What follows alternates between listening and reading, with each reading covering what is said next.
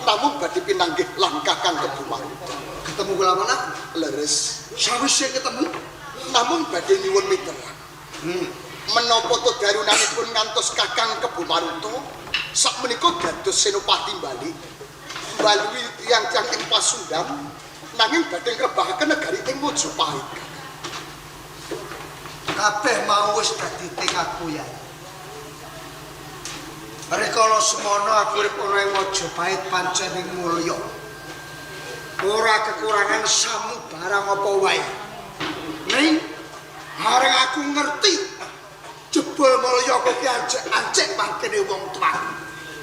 Ya mung perkara kuwi lho Nyai. Sing dadi seri ing atiku. Ya kene wong Mojopahit ora gelem bloko yen patine wong tuaku saka tangane wong Mojopahit. Kakang Kebu Maruta. Panjenengan menika ampun gampil pitados pangandikanipun asanes. Menawi dereng wonten bukti lan nyatanipun.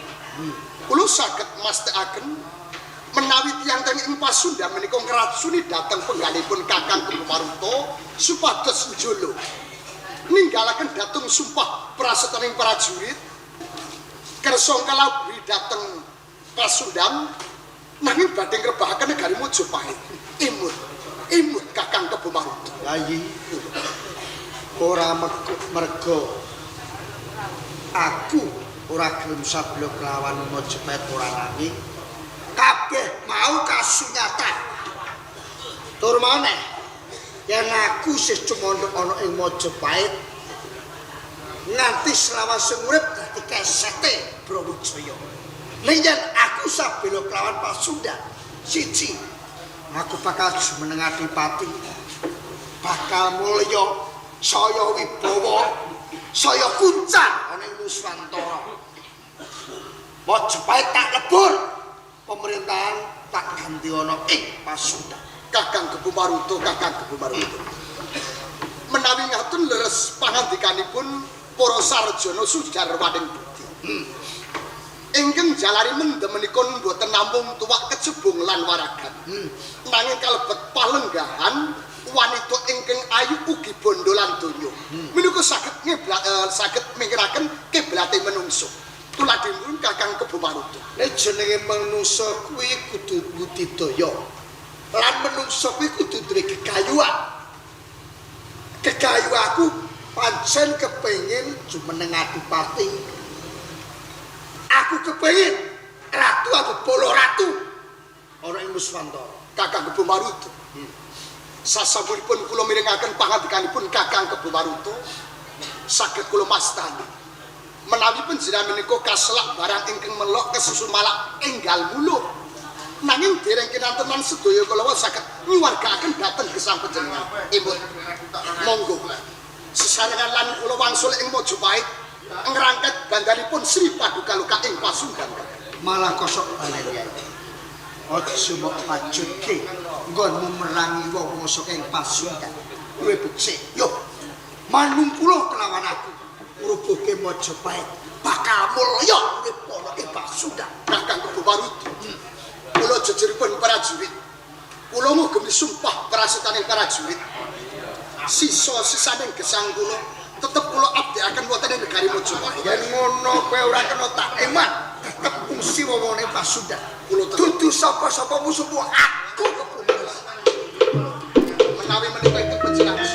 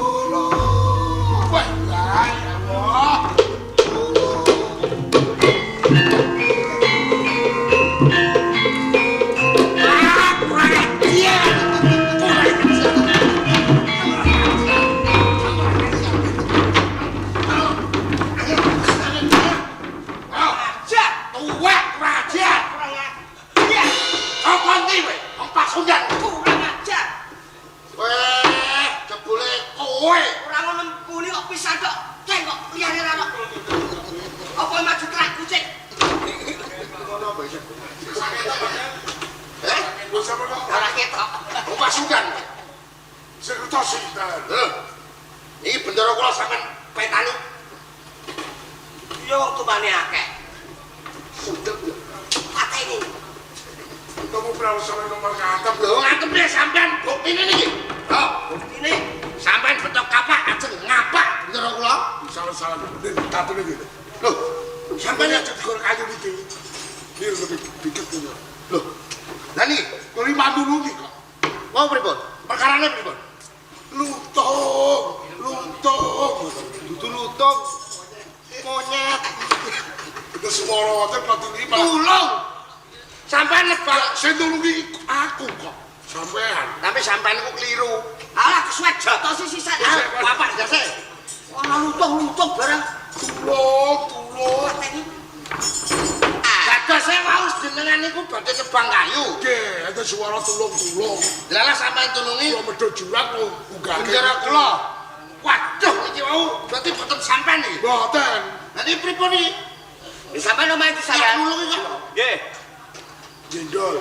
Gendol. Gendol aku jalane selek ngene ya. Jendol padas. Padas. Sampean nulungi terus sampean di omah mesti nggih. Dibetot omahe sampean mawon. Ngaten lho, Dek. Ini lho, Mbah ya. Sampeyan mumpung wis kadung nulungi, kula nggih nyuwun tulung. Niki bendera kula sampe jak kendal panjenengan. Kami sama sing gowo. Lho, lho iya no. Ya kan desa.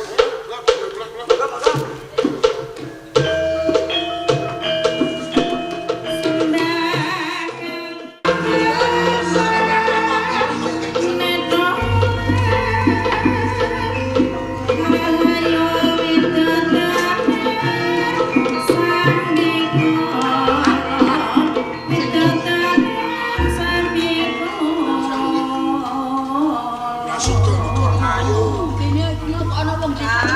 Lah aku mau dikebuki wong loro iki. Kurang ajar kowe, ha? Lho kok kurang ajar? Sik gede aku tak omong dhek. Apa? Piye? Sampeyan aja mendadak kok terhale ngomong. Tenan kok. Kok gebuki niku lare didono, maune digebuki ning terus njaluk kapura sak kotor. Iki apane sampean? Cuk. Cek kanggo. Lho, kecangkemen kok ngono ya. Ketane wis doyan.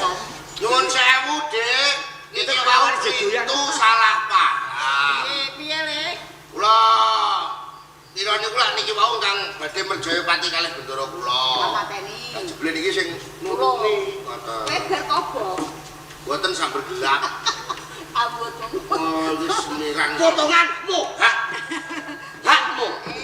Potongan modern. Pakne terus piye iki mau? Enten kula pokoke ndelok tulung Sewu, pasrah sewu. sampean obati bendera kula. Sing nika sinten nika? Iki anake bojoku. Bojone sepundi? Piye? Sampeyan iso mana ayu. Iso. Praban sampean. Nama piye? Ra Oh sing bener. Oh iki pakane kok. Kok aneh elek? terus Pan anak kok ayu. apik. Apik ya? Sing apik iki ngono. Elek lah sing tuwa. Sing bagus sing apik sing nom. Aja kuwalik. Sing tuwa apik sing elek sing nom iki ora payu. Lenteng nika ndamel anak nggih sae. Piye? Metu procot ndase kok ana ya. Ora ana wong tak buat. Kowe kula pasrah nyuwun tulung sampean obati bendera kula, Mbah. Sing tak cepake. Iya, Pak. Arepe ra dipati. Nglara. Iki sampean tolong. Derek. Nyen Dahar. ngene Lho kok. ngene kok Lah dah. niki. Wis ditambani polaan. Oh, nggih pun monggo ya. Rika. Mindun lah.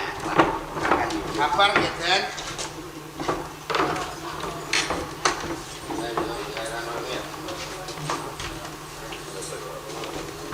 Tak tambani lantaran iki mbok mau bisa wae temain jaga.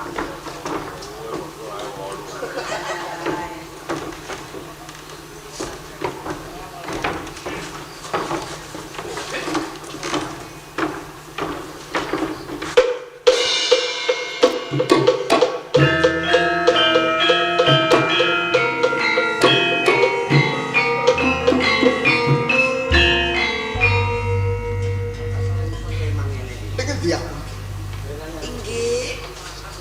omahmu. Leres niki rombong kula. Sopo kowe bocah wadon? Kula pun pamikase. Pamikase. Injih. Kok nganti aku bisa mapan ing omahmu Pamikaze? Kula wau nyambut wangsul Bapak. Bapakmu Leres. mongko saelingku aku tatu gegaman nalika aku gelut. Kok bisa waluya sak tempat jati? Kula wau kula nyambut sadar. Raipun sanget-sanget lho, Den. Saya panjenengan sinten? Aku Senopati Sukawati. Aduh, Sang Senopati nyuwun pangapunten. Mawi kirang trapsila kali panjenengan nggih Sang Senopati. Ora dadi boyo pangapa jane. Aku rumangsa kaputangan budi kelawan kuwi. Nek mboten dados menapa kok. Umpama ora ana kuwi mbok menawa aku kelakon tumekaning pati Pamikaze. Ning anggir kula tutulung menika tulus lair tandesipun dados Lah, Sang Senopati. Senajan to kowe wanita mijil saka Karang Pradesan, Injih. nanging ayumu tulus lahir lan batin. Kados ngaten. Iki kanggo sesulihku kanggo kowe. Umpama lho ya, umpama Pamikaze tak kersake tak pundhut minangka bojo ngono kepiye? Nun sewu nggih Sang Senopati. Kados pundi anggen kula nampi. Pawintos dewa ngendikanipun umpama. Namung tembung umpama. Ya wis, yen kaya ngono tembung umpama tak ilangi, pancen aku tresna lan kowe Pamikaze. Gelem kowe dadi bojo. Kejawi mawi ngaten Sang Gelem. Senopati.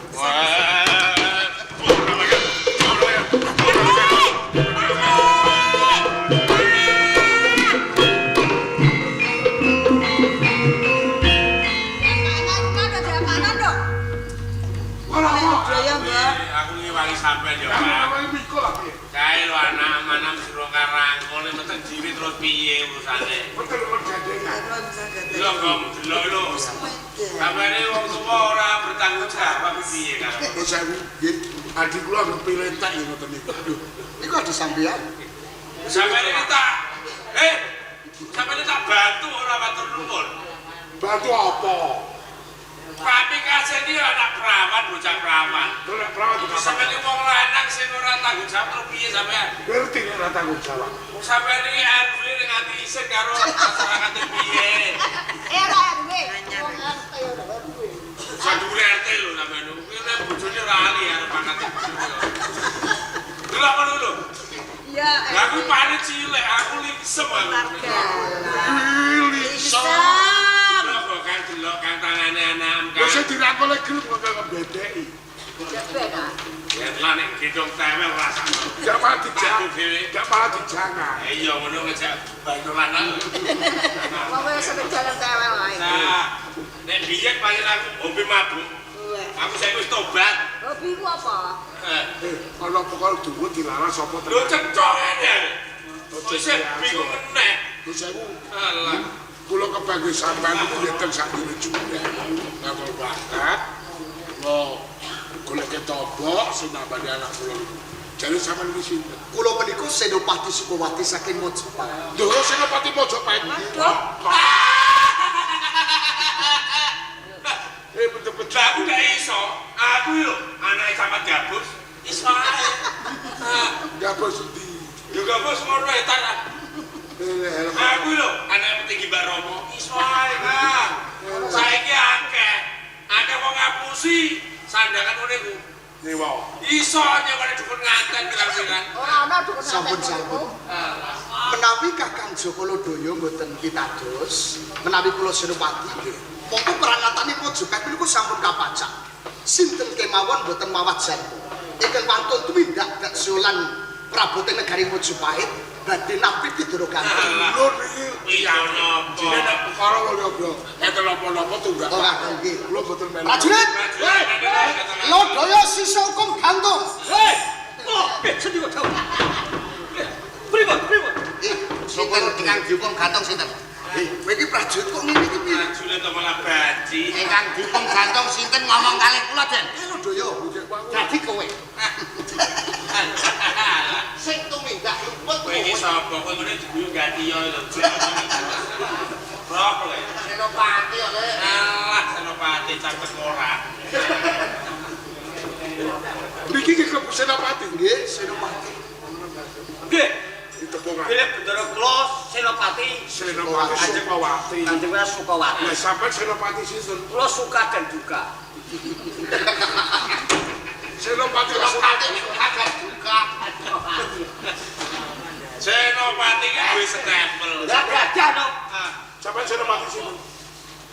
suka melawak. Lawak. Dagelan ya dagelan. Senopati. Senopati. Suka melawak. Ora ngandel ketemu. Jangan. Di KTP ini. KTA. Tanda anggota. KTP kan. Loh, KTA banyak dong. KTA. KTA. asli apa asmo soko. Budaya. Loh, ojo pahit tak juatas. Loh, saya yang bertanda tangan atas nama Supardi Kelentang. Loh, kowe tau ora jagane Supardi. Lho niku Supardi.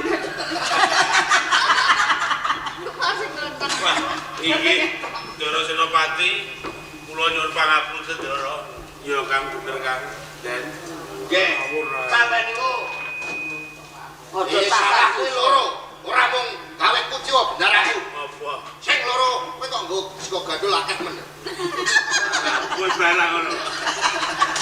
Aja buka rahasia. Sego gandul dadi plastik ora kepan mau go balik. Kowe barang. Piro ke mau? Kowe piro? Lah kena ayo-ayoan paronan ngono. Bocah kok ngono. Doro nggih Doro kula coba. Ya, lah aku ora rawuh. Jadi wis percaya lho Doro. Kula sampun percaya kaya Kang aku percaya Kang. Aku isin sae Kang. Kula matur nuwun sangat jalaran ngantos kula saged waluya satu Jawi awit saking panjenengan lan yoga sami. Estunipun kula menika rak nembe kemawon ngemutaken lan sedulur kula. Ingkang nami Kakang Kebumanto. Kebumanto menika dados Senopati Bali. Nalika semanten nggih prajurit Mojopahit nanging mbalui tiyang-tiyang Pasuruan. Badhe ngrebahaken negari Mojopahit. Terus niki piye? Kula menika rak tresna lan pamikaji. Aku sampe rasa mikir ini bocah desa. Anak kula. Estu Den, terus Tenan mboten. Kula tresna. Kuwi namun nuruti hawa nafsu. Lah pamikase seneng apa ora? Boten Oh, oke ta. Wis nduk Mas dene ganti kok. Wonten ngoten niku. Pak. Sing mawon kajenge. boten nolak. Semangat ora nolak, ora nolak. Boten nolak. Ketoke kowe kok apa buate telepon. Mboten kolak. Niki dulur kula niki rada koplar. Isine kok gelut tok. Domel segelas kon tukaran wis siap niki. Nggih Den. Menawi wonten kalih kados sendiri Kakang Luboyo tertampu saged dados bentengipun. Ngeten iki nggih turunan Den. Yen Kakang niku padha mawon.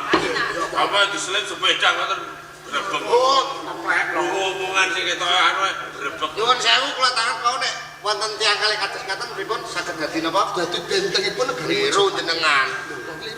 Kalih kados ngaten wis go gandul ludes.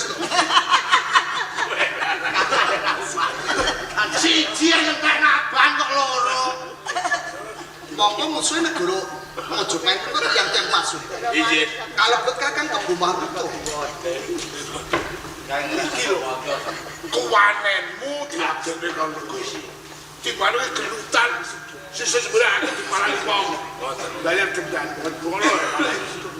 Lebur apa luhur? Nek lebur piye Kang? Nek lebur Bur, wongkon di tengah perangan. Anak luhur, wis kok gandul. Benar.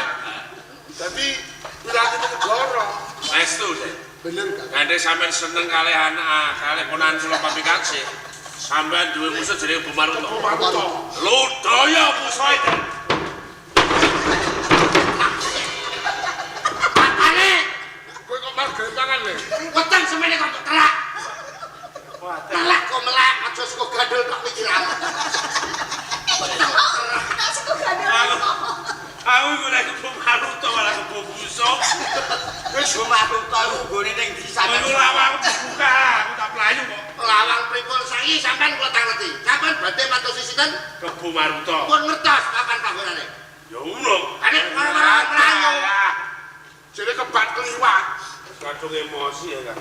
Aduh akeh. Papane mereka Kabupaten Pasundan. Pasundan. Nek Pasundan. Buat Senopati Mojopahit. Ibu halus kalau mau Pasundan. Sabino Pasundan. Bilangnya musuh dulu. Nah, begini bisa mengkaget. Nek ke Pasundan ya bareng-bareng. Perang niku sing cara. Bareng-bareng. Nek kokole boten saged miyatan. Niki gunake akal. Akalipun Duracara lan Paweka. Pola abene. Lah terus ya.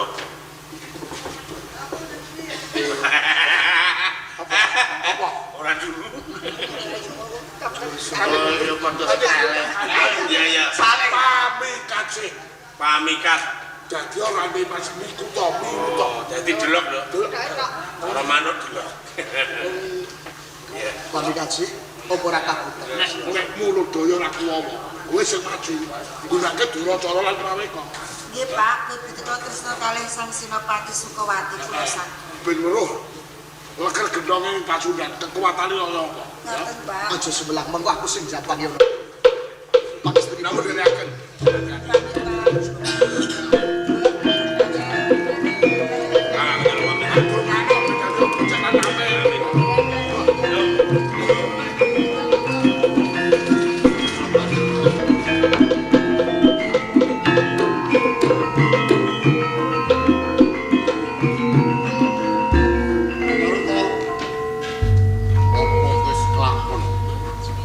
Ringking negara Mojopahit.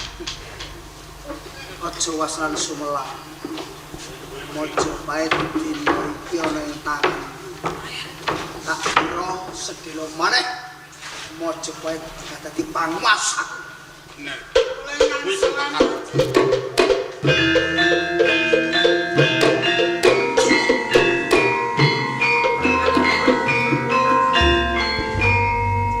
Jalan. Nggih, Sopo kang dadi ratu? kula pamikatsih. Pamikatsih. Leres, Apa kang? pengen swita Kanjeng. Sing swita. Nun sewu Kang Mas. Mawi bocah wadon kepengin swita sampun mboten wonten malih pendamelan. Sedaya abdi sampun kana sampun turah-turah Kang Mas. Wis ora pakarya. Pun bangsulaken mawon. Epon pilih, manut to. Kumantung Oh, panjenengan panguwasa Pasundan. iya. Senajan to ing pamardi putra sora pakaryan. Nggih. Nang pamikatsih tak tampa. Terus napa Kang? Dina Dadi abdiku. Dadi abdi kinasihku. Dikinasi pripun to Kang Mas? Cekane. Tak bunuh pira garwa. Bot, sujo. Kang. Piye diajeng? Lha dadi abdi mawon kula panjenengan boten sarjo. Lho niki kok malah dadi bojo to Kang Mas? Gara-gara surjo. Niku dereng tepang lho Mas. Nek wonten menapa-menapa kalih panjenengan, kula lan kamuk boten melu-melu Kang Mas. Sakarku.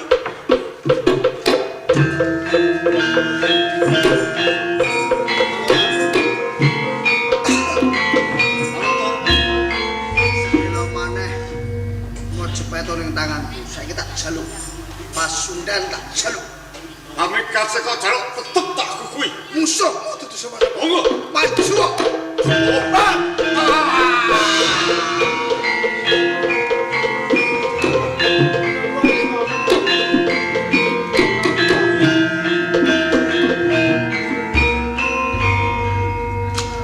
Nun sewu, kok malah pun pejahit, Den?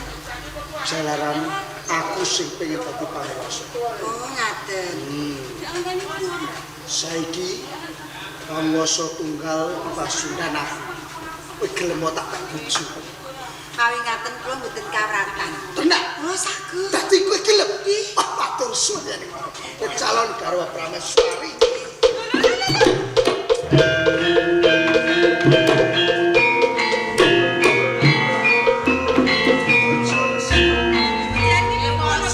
Emosi to Kang Mas. Ya gene kok kowe nesu mau. Kang Masku sapa sing mateni? Jenenge Kang Edani? Aku jarang Kang Mas Mukawel mulungke ana ing tanganku Pasundan. Loh, jadi jenenge seneng mengkene iki. Aku seneng pamikatsih. Saiki dadi ratu Pasundan aku. Kowe tak wayuh. Diwayuh. Ora sudi wong lanang ora mung sampean tok kok diwayuh. Terus karepmu Nek sampeyan iso golek wadon liya, aku lan sedulurku ya iso golek wong lanang liya. Kuselo, kusel.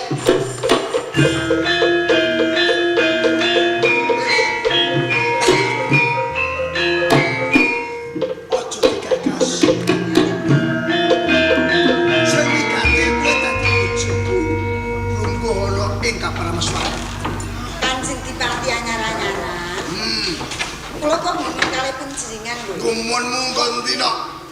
Piye kok wong sekti Mahambara. Bebasan ditumbak lakak-lakak dibedil mecicil. Estripun anggadhahi kasetan menapa to? Ya mergo kowe calon bojoku. Nggih. Tak wenehi. Ngaten. Ning aja nganti bloko lawan sapa. Ah boten. Ampun kuatos. Aku bisa sekti jalaran siji. Aku duweni pusaka Kyai Nagapura. Sing angka loro. Aku duweni Aji Sekti Pancasona. Dipaten ana kaping 7 yen aku sing ana ing lemah. Bakal urip. Oh, ngaten nggih Kanjeng. Kanjeng. Kula kangen kali panjenengan, kula kepengin lagi kali panjenengan. Bola deni. Ayo.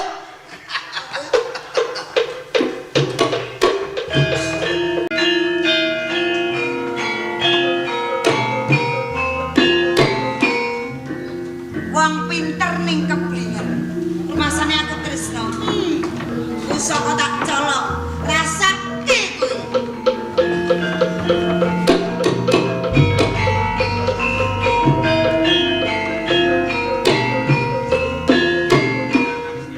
Ngajih. Ngajih. Loh, pusakaku. Ngapusi wae. Mboten maksud iki pripun, Kakang? Boten, coba ten.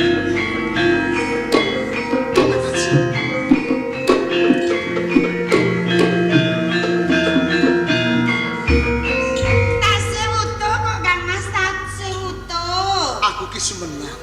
Mengko dek ana apa-apa Boten tuku usah barang kuwatir, awak. Den. Omongane Kange Jibo, Den. Kange Jibo lu tenan niku wis cilik dikula wenah ilmu.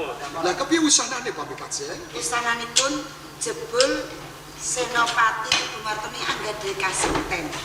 Kasetene Kasekten ini Pancasona. Pancasona. Dipatenono kaping 7 sing ngambal lemah ora bakal mati. Dalah ampun tenan. oh gampang. Ingang setunggal. Tepan pengapesan. Bisa kono gopura Iki piyandele Kakang Kebo Maruta. leres. Ten iso mati pokoke. Kula sing gawa mawon. Ayo diajak.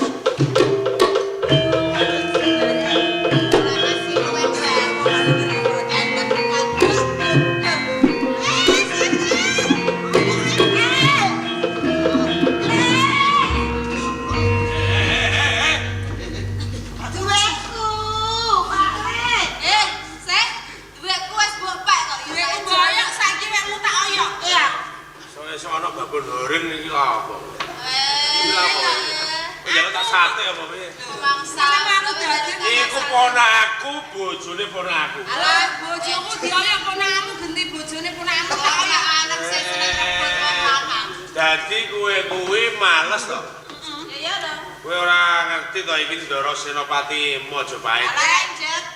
Kowe nek anjen seneng wong lanang golek sing nganggur to. Ana sing Ono sing nganggur kok. Ana Seneng karo sing duwe bojo. Sik ono. Kang kok diculke sik. Kuwi duwe. Alah, Sek. Usane. Pak Lek. Wis kowe Sing meneng. nganggur ki ono. Ono. Bagus, bagus. Wonge ya ora bagus, ora ganteng, ning rada lumayan. Sik Joko. Joko. Ijeh asli Joko. Asli. Iya. Joko. Joko ya Tanggung jawab nek karo kowe. tenan. Kowe rondo to? Rondo. Ya iya. Kowe nek gelem bocah ya gelem. Iya tak tembungno. Dibang bojone wong arep lega. Ya iya. Sapa sing Joko? Pero Oh, pengen to. aku dhewe, Mbak. Kowe sing Joko. Kowe di bojo aku ya tahan banting. Dibang nganggur ana Dadi Mbak bojone wong. Lah sapa ta jenengmu? Aku Bambang Daya. Bambang. Bambang. Bambang. Bambang nang mati lho. Bambang ora edan lho. Bambang ora edan lho bedingen lho. Edan lho. Aku Jawa Kendil. Ya. Selat dia. Ye. Wis gelem aku ngomong ya wis lho. Ya, saya tak ya lagi kompromi kok iso. Rembukan. Ya Mas, bener.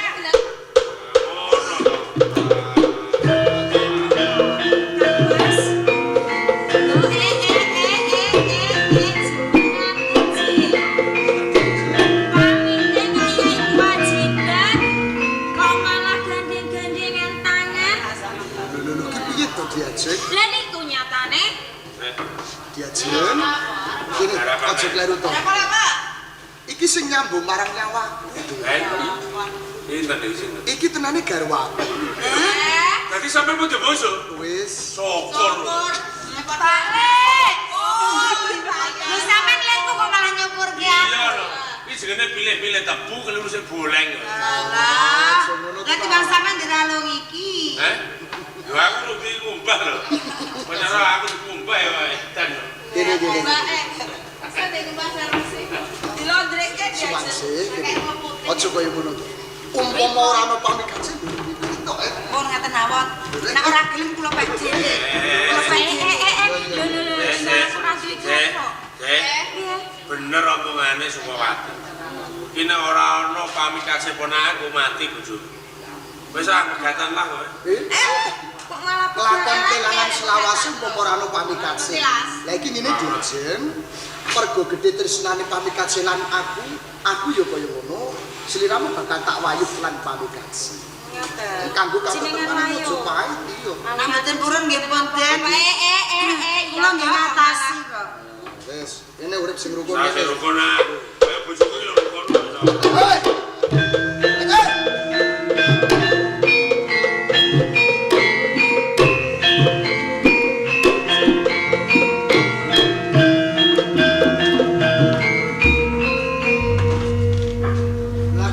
Wirawiri kaya model.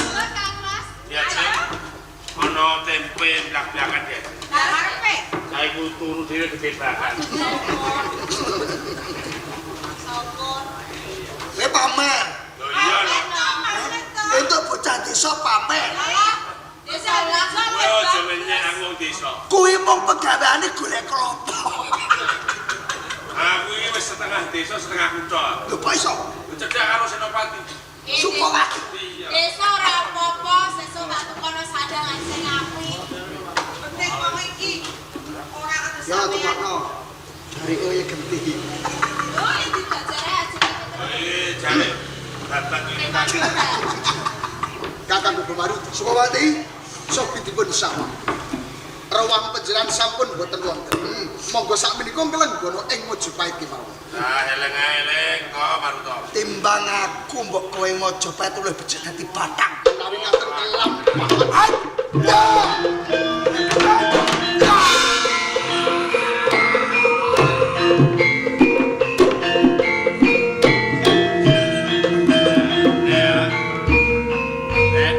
Sembuhke atule si pamikase.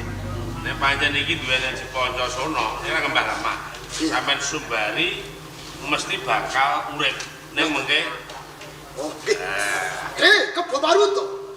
Yen pancen kowe satria kang pempengan ayo, tangiyo kowe Kebo Maruto.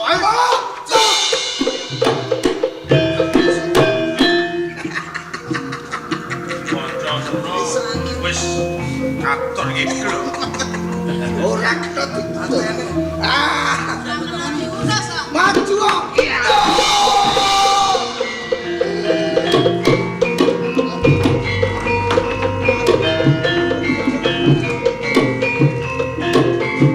Ngoten iki.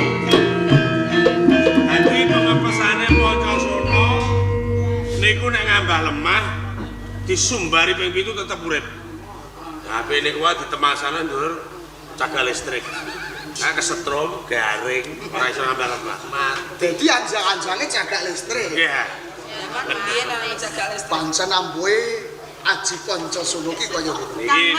Kang Mas tanggenipun klentu. Oh, alah bojomu ning kene to, Oh, Kakang. ponakane dhewe macam guru. Lah iki ngono. Gede, jenengmu sapa bojone Kebo Maruto iki? Kula Winduwati. Winduwati. Sari. Ya ora pintu. Kakang Sukolodaya, Den, patine Kakang Kebuwaruta iki tak anggap rabu ing negara Mojopahit. Kelampahan Pasundan manungkul ing Mojopahit kanthi bukti Putri Triman sakloron Winduwati lan Windusari. Niki mergo ageng dharma bukti panjenengan ing panikun badhe kula suwun nugraha saking ngersanipun Sunan Prabu ing Mojopahit. Dados napa to? Prajurit. Nggih kula purun ning terus pensiun mawon. Lho kok pensiun? Lho mergo napa pasien ora sambut gawe terus bayaran terus. Nek sithik bayarane pensiun kuwi Kakang. Wangsulipun Kris Kyai Nagapura mugi mahanane negari ing Mojopahit dados negari ingkang apanjang apunjung pasir ukil loh Jirawi sehingga anumusi wonten ing desa Rumasan langkung-langkung ingkang hamengku gati mugi mangke ora hayu cepak rejeki adoh ing bilai kanthi asesanti jaya jaya